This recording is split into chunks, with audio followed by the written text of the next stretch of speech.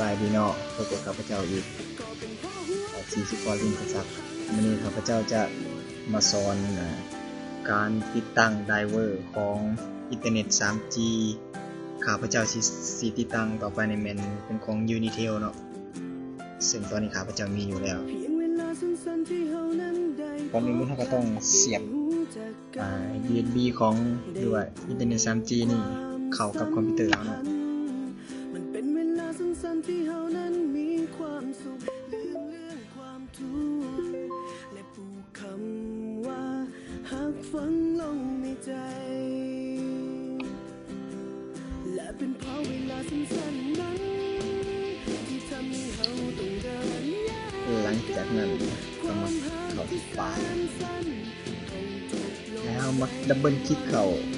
ส่งเลยส่งของCD Driver Unitel เนาะดับเบิลคลิกเข้าเลย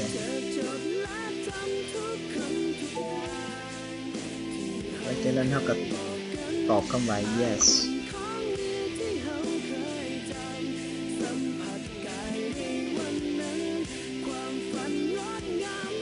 ในการเครื่องมันจะติดตั้งเองมาเนาะ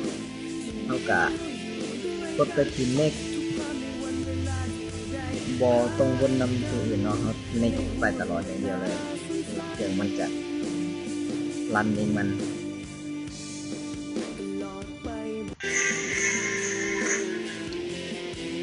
รันแล้วเนาะเป็นสำเร็จแล้วเอาลองเข้าไป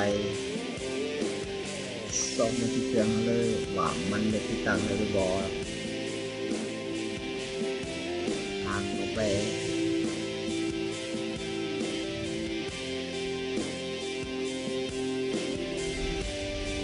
กำลังติดตั้งอยู่เนาะรอแป๊บ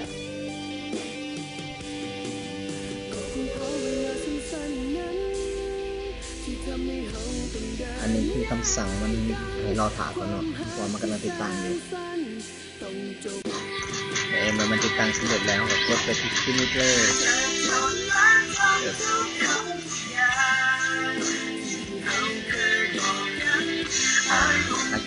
นี่เนาะลักษณะเขาติดตั้งแล้วมันจะเด้งขึ้นมาUnitel 3G เนาะเขาทดลองกดเข้าไปดูว่ามันได้หรือเปล่า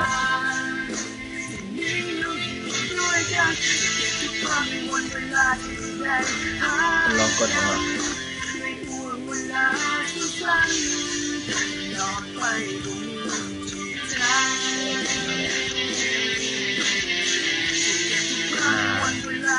หน้าตามันจะเป็นแบบนี้แหละ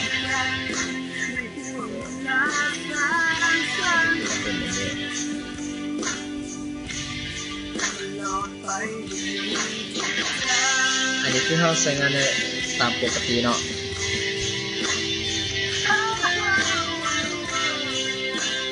สำหรับการ